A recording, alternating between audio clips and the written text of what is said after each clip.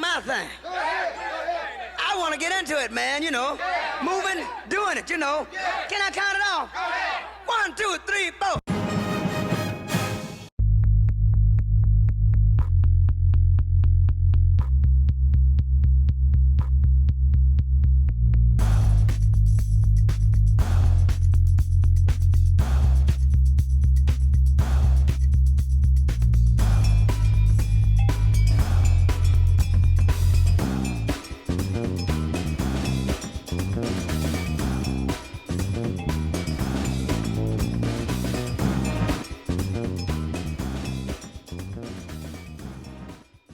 Hello and welcome to Marq'd Men. This is John Scott Lewinski for my co-host Jim McIlvaine. This is the Men's Lifestyle podcast, and we cover just about everything we can think of here. And I really wanted to take on, sort of came to me with an idea, working on another news story about other issues. I thought it'd be interesting to bring this woman onto the podcast and talk about this topic. Not something that I think would have come up if it hadn't stumbled along in some of the other work I do for Playboy or Time or The Atlantic or whoever else I'm writing for at a given time. But let's just do it this way. Why don't you introduce yourself to the folks? That way I won't introduce you in a way that is completely silly. And we'll go from there. Okay. Hello, John. Thank you for having me. Thank you for talking to us today. Absolutely. So my name is Shara Prophet. I am a certified hypnotherapist as well as an instructor at the Hypnosis Motivation Institute College for Hypnotherapy here in Los Angeles. And now we talked about a few minutes ago. We go through it again. Where are you from? Mm-hmm. I'm from Washington, D.C. originally. I've been living in Los Angeles now for 15 years. And what was the process that brought you out here? Originally, I came out here to write songs. Okay. Yes. That didn't come up in our talk no, before. No, it did not. Okay. No. So I came out here originally to write music, and my journey has led me through that to singing in a band, to working in the food industry, working on, at the time when I got into hypnotherapy, I was working on bringing a food product to market. And I just kind of accidentally stumbled upon this particular And we talked industry. about that too. You hadn't really had an inkling of being a therapist of any sort or anything like that. This came along just out of a general interest and it took off. Yeah, pretty much. I mean, I've always been kind of a quote-unquote counselor to friends, and people would just come to me with their issues, and, I guess they liked the advice I was giving or whatever, but... So informally you were still in the advice yes, business? Okay. I was. Informally, yes, absolutely. But this did happen by accident, and it was a happy accident, and one that probably the best decision I've ever made. Now, I want to stay away from general questions that can get answered on, Wikipedia or, Right. A general 2-minute YouTube video can go in this kind of stuff. Right. But basically, we talked about what are the most common issues people come to you specifically for in this work? Usually to break through any types of blocks that keep them from achieving their goals or overcoming some sort of challenge. And what I've found is that usually the underlining root problem is fear, some sort of fear, or some What kind of fears do you encounter? What kind of fears are you trying to break through? There's different types of fears, Usually it's a fear of change or a fear of failure or fear of success. So you might have a person, for example, who wants to leave a relationship. And that's a huge change because they've been with someone for 10 years plus. They have commingled finances. Better an unhappiness than an unknown potential happiness. And pretty much is the fear of the unknown of what will happen if I leave this person. What is my life going to be like? Even with smokers, some smokers have a fear of, am I going to have friends if I stop smoking? Because part of my social life is having a smoke with friends when I'm out, and who will I be if I don't smoke anymore? So, usually we deal with those types of fears and we help to ask the right questions. Asking the right questions can really spark healing in a person because you're now getting the brain to work at trying to remedy a problem or answer a question. And once the brain starts doing that process, all of a sudden something takes place. Some type of shift forms because you're getting the person to change their perspective about how they viewed a certain issue, and now they're seeing it from a different viewpoint. So that really helps them to start cracking the code of, releasing whatever that bondage was. So it's interesting out here. I'm out here in Los Angeles. That's where we happen to make the connection today. Mm-hmm. But I'm out here to do a couple days reviewing two cars for Playboy magazine, a Lamborghini and an Aston Martin. The reason I bring that up is it's an example of I'm just a writer. I'm just a writer and an artist. So I'm not going to sniff these cars unless I was writing about them. Okay. You have different, that shows to demonstrate the different levels, strata of people you have in this city especially. Yes. The highly successful people who could afford multiple $300,000 cars, all the way down to working people, the people who are struggling in their work, etc. What kind of amongst that, linear stacking of people, what kind of folks come in? I get a range of people. I work with people who are, what we consider our, regular working class people. And I also work with people who are, making well over, $1 million a year. So, you get... So money doesn't buy total happiness and security and... it does not buy total happiness or security. That is something that you have to tap into within. It comes from within. Does it make life easier? Absolutely. If your life is easier, then you do experience a certain level of happiness or joy. However, if there's something innately off kilter or out of balance within, it doesn't matter. You can have all the money in the world, but if you don't know how to process your emotions in a healthy way, if you don't know how to move through challenges or even how to communicate intelligently with a person that, you're trying to make a connection with. Because some people who are very, very successful. I find, and I don't want to generalize, but I find a lot of times they have a difficulty communicating and connecting with other people, and that's what they want to work on. And that can make you feel isolated. It can make you feel like you're alone, even though you have all of the stuff that most people are working so hard to get.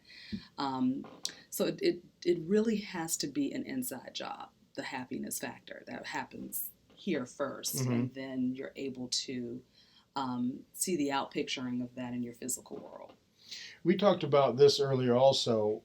I'm sure there are professionals here who work from a stronger or a very strong scientific or psychological base, and you try to bring in, and what's the term you would look for? You said mystic, I believe, or mystical, spiritual, holistic kind of holistic type of a thing. I am a scientist. I do consider myself a scientist, but I also don't see any. There's no separation between science and mysticism or spirituality or magic or whatever you want to call it. It all comes from the same thing, because the process that I use with my clients is a scientific process. It's alchemy. I don't know if you're familiar with alchemy or not, but it is an alchemical process. It's the alchemy of the mind and alchemy of the soul that we're working with here. And alchemy is a science, it's a mystical science.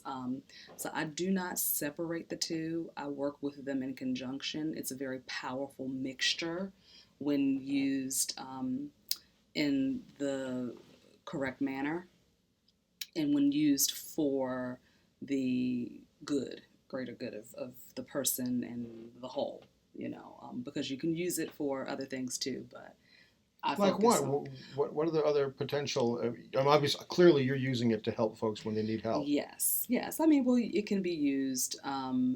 It can be used to gain power, to gain control over other people too. How so? Well, it's if you understand this work and if you delve into this work, and you begin to, it's the same thing with money. Money is just money. It's just an energy. It's currency. It's flow.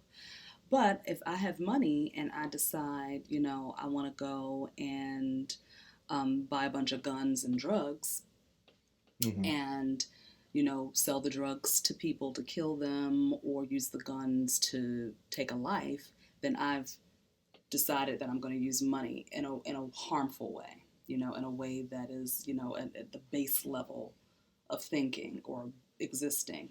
However, I can also take that very same money and then I can go and, help somebody feed themselves and feed their family. I can choose to use that money to build a shelter, to help house people Mm-hmm. who need it. So it's the same thing when you're using this work. You can use this work to help uplift yourself and others, and you can also use it to, for personal gain, to get what you want out of someone, and to uh, manipulate the environment around you in order to, you know, gain control or get something more than what you need. I'll put it like that. Right. The interesting thing is we hear so often in the general explanations of what you do that it can't be used for that kind of thing. You can't influence someone to do something Mm-hmm. they wouldn't normally do. Mm-hmm. But what you're talking about sounds like, at least in the wrong hands, there is some potential of that. It's some potential of it. I mean, it's not really that you're influencing another person. It's that you are setting an intention.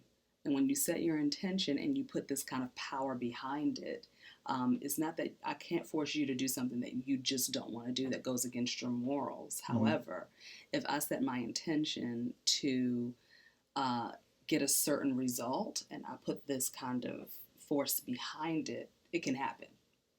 So it's not so much that I'm going to make you do something.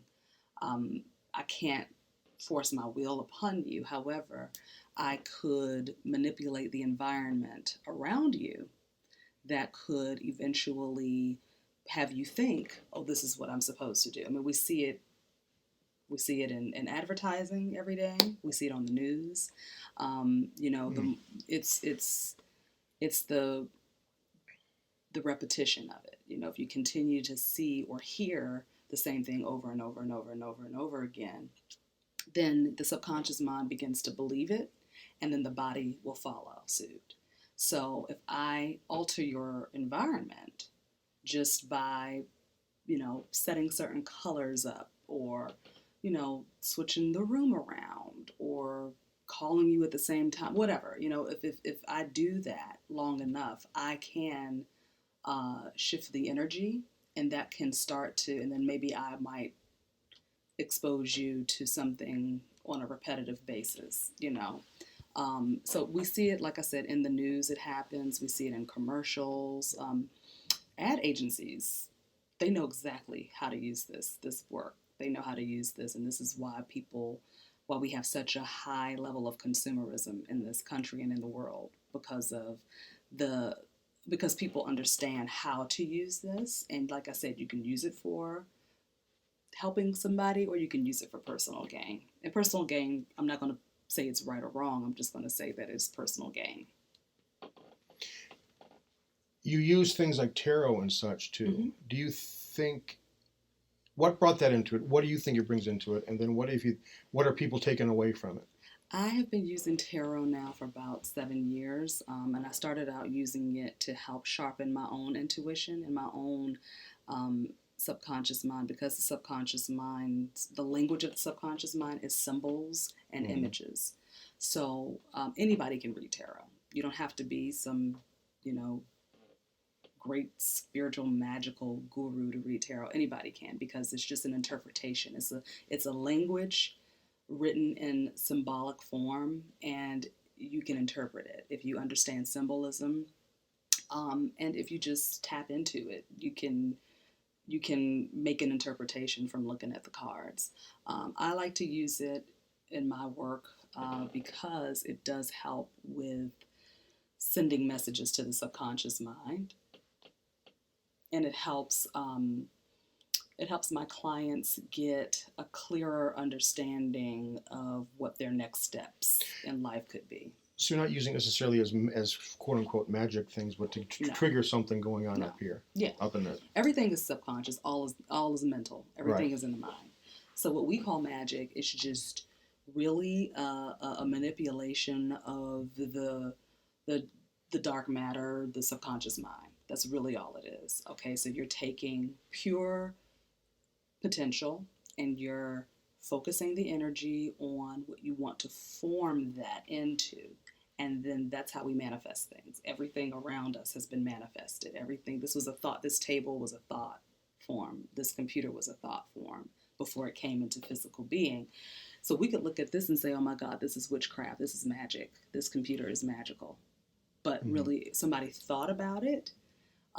The information is already available to us, but somebody thought about it and really set their intention to create this, and they tapped into that pure positive potential energy that we call the subconscious mind, or dark matter, or dark energy, whatever you want to call it, and they utilized that, and they formed it. They formed the thought into a physical, tangible object. Switching over to something like, I've had this discussion with other experts and other people, and just like people and everything else, everyone from extreme skeptics to people who practice it. Do you think if someone comes here and goes through something like a past life thing, do you think that's actual past life, or do you think that's the subconscious inventing a narrative or imagery to explain what they're going through right now, or to at least to express, like a dream? You know, I have real anxieties about what's happening in my life today. Tonight I'll dream something completely alien to that, but still packs the same emotions that I'm experiencing today. That's so funny. I just had the same conversation like about an hour ago with a student. You know, it's what I will say to anybody that has a question about whether or not am I really experiencing a past life, or is my mind creating this? Right. I say to them, does it matter? Does it matter? Yeah, those words just popped into my head. Yes, as long as you're doing therapeutic work, right? It doesn't matter if you came into my office because you've been getting headaches, right? And you've been to every doctor on the planet, every therapist on the planet, and they can't diagnose it. Then we'll do a past life regression, because maybe the mind or the soul or whatever is remembering an experience that is causing that headache to happen. In when though? You think in this life they're having now? Could have been in this life, could have been in the previous life, but we find that out in session. So you think personally there is such a thing as a previous life? I think so. Okay. Because I have had There's no right or wrong in any of this. There's no right or wrong. Right. No, I think so. I have experienced several past lives. I've done many, past life regressions on myself, and I've had it done on me by, a facilitator. So I have had those experiences. And when I first did it, I was like, am I really having this experience? Did that really happen, or am I creating it? But what came to me was, does it matter? Because if you came in and you set your intention to clear something out, and if it got cleared during that process, all that matters is that it got cleared. Whether the mind created that scenario to help figure out how to clear that, because that's what the mind does. The mind is always looking for something to solve. It's like a constant math right. problem that it always wants to solve something. So if you set your intention to clear out something, to meet a goal, or to overcome a certain challenge in your life, and you're giving the brain a math problem to solve, it's going to find a way to solve it. And sometimes it'll find a very beneficial way of solving it. Sometimes it'll find a not so beneficial way of solving it. So, if you came in to solve the headache, we would find out if it's something that happened in this lifetime or before birth, you know. So we will go down that timeline and figure out where we need to start there. If it happens before birth, then we start asking the subconscious mind, okay, can you bring up the lifetime in which this particular issue started? And then we go from there. Do you have people that come in and say, I don't buy it, and they won't do it? Well, I usually only work with people who want to do Okay. it. So usually people will call me and say, hey, I want to do a past life regression. So I don't ever suggest we should do this. Well, let's try this. Let's try that. I'll never suggest that. Most of the time, most clients are just calling me because they want to do a tarot session. They want to do, and all of my sessions have hypnosis in them. So they'll say, oh, I want to do a TOA method, which is the tarot, oracle, archangel, and hypnosis method that I've come up with. And I'm not the only one that does this. A lot of hypnotherapists include tarot in their practice. So usually a client will just, find me online or hear about me word of mouth and say, hey, I want to do that session with you or whatever. So what kind of things do you think this is best utilized? I would think there ought to be some problems that are best handled another way, some problems that will be well served here at your clinic here in Los Angeles. How would you categorize those kinds of issues? What responds best and what could be handled another way? Well, usually we'd start off with a consultation. So we'll do like a 20-minute phone consultation. And in that consultation, I assess the issue and I find out if it is something, if hypnosis is going to be a good fit for them or not. So that's the way that I'm able to tell. Sometimes if somebody comes to me and it's just not something that I can work on, if it's out of my scope, I'll say, you know what, I'm not going to be able to help you here, but I can refer you to a psychotherapist, a psychologist, or... And what kind of issues are we talking about? Usually if somebody has severe, a severe mental illness. Schizophrenia or something schizophrenia, like that. Okay.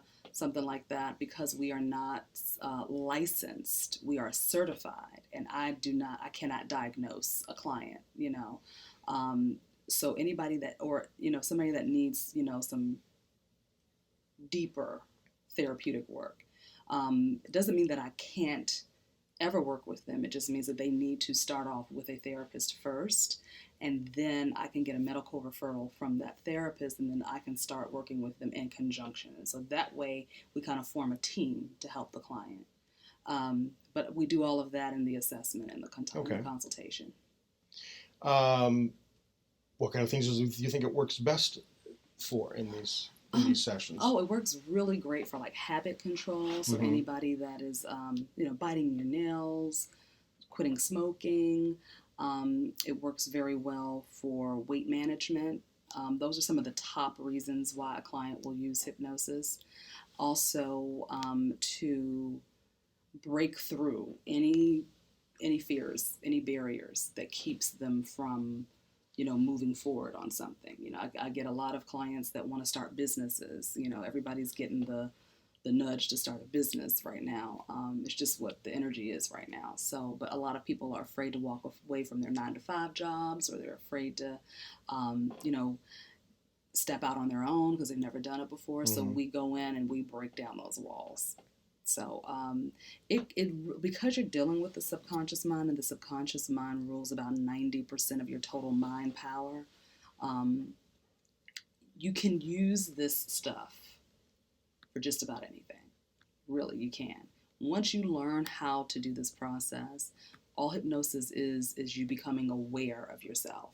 And once you become aware of yourself and you know where you want to go to, you can use this process. So it can be used for anything. But my specific focuses in my practice are helping people break through any types of mental, energetic, emotional blocks, and also fears and phobias. Describe the kind of process that comes once somebody has come in for that session. Which session? They're past the consultation stage. Okay. They're here seeing you for the first time for whatever, for issue X. Okay. Mm-hmm.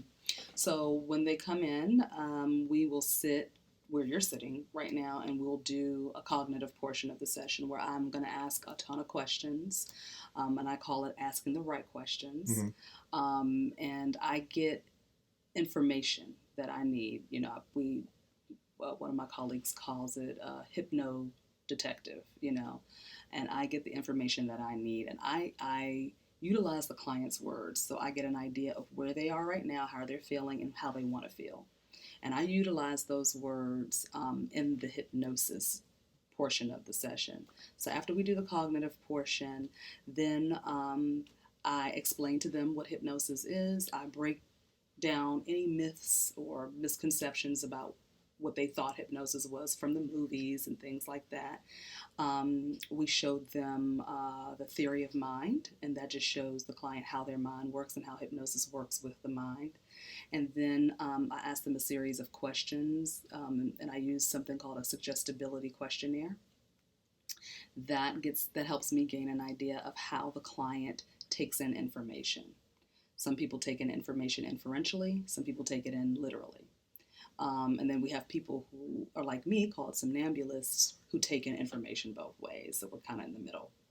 So that helps me understand how I need to feed their suggestions to them while they're in hypnosis, because I have to speak the language of their subconscious mind. So if their subconscious mind takes in information literally, I'll use more literal suggestions, more direct suggestions. If they take it in inferentially, I'll use more inferred types of suggestions, more, not as literal, a little bit more lofty, okay, to get their minds to figure it out. Because those types of people are what we call emotional suggestibles, and they like to figure things out on their own. They like to have control over the situation. So if I was trying to tell them something directly to do, like you don't smoke anymore, they may not receive that as well as the person who does take in the literal suggestion. They may need to hear, you breathe in clean, fresh air. And you get a sense of accomplishment when you breathe in clean, fresh air. So that's what that test helps me figure out how I'm going to talk to them in hypnosis. Then I take them into a hypnotic state by doing a series of overload things, of having them raise their arms and use their hands and things like that. And I put them down into the hypnotic state, move them over to the chair. And then we do a progressive relaxation and some other deepening techniques. And then I start doing their positive suggestions.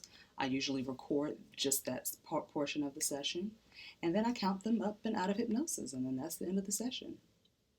What doesn't happen, for example? What does not happen is I'm never going to tell a client to do something against their will. I'm only using their words. So I'm not putting any of my own, I guess you could say, ideas into their heads. They're never going to do anything against their will. You can walk, talk, drive in hypnosis. Most people are anyway. Right. Most people are walking around in a constant state of hypnosis. And you won't get stuck in hypnosis. Some people feel like, I'm going to get stuck and I'm not going to be able to ever come back from that. If anything, I'm going to show you how to break the hypnotic state. Mm-hmm. Because as human beings, we're constantly being flooded with stimulants. So we get into that environmental hypnosis, when you're driving your car and you just kind of zonk out a little bit and you pull into your driveway and you're like, how did I get here? You were in a hypnotic state. So I teach my clients how to recognize what that feels like and how to break themselves out of that state. When it's not conducive, when beneficial it's to not beneficial to them. Right. Well, so tell us about how we can find you. You can find me on my website, www.opendoorhypnosis.com. You can also look me up, Shara Prophet, Shara, Prophet, Prophet, You can just Google my name, it'll come up. I'm on Facebook, I'm on Instagram, under Share a Profit and Open Door Hypnosis. And YouTube as well. You're on YouTube, there I'm on YouTube. Too. Yes. They can find you on all of those platforms. They can find me on all those platforms, and You do long distance as well, or over Skype or something like that? I do the majority of my sessions over the phone and via Skype or Zoom chat. Okay. Yes. Well, thanks for being with us here today. Thank you for having me on, John. This has been Marq'd Men, your men's lifestyle podcast. Next week, we get back together with my co-host, Jim McIlvaine. And I regret to say we'll probably end up talking about The Bachelor. Don't blame me for that. I'll simply serve him questions and I'll leave the room and let him talk about it. That should be coming up next time. Until then, enjoy.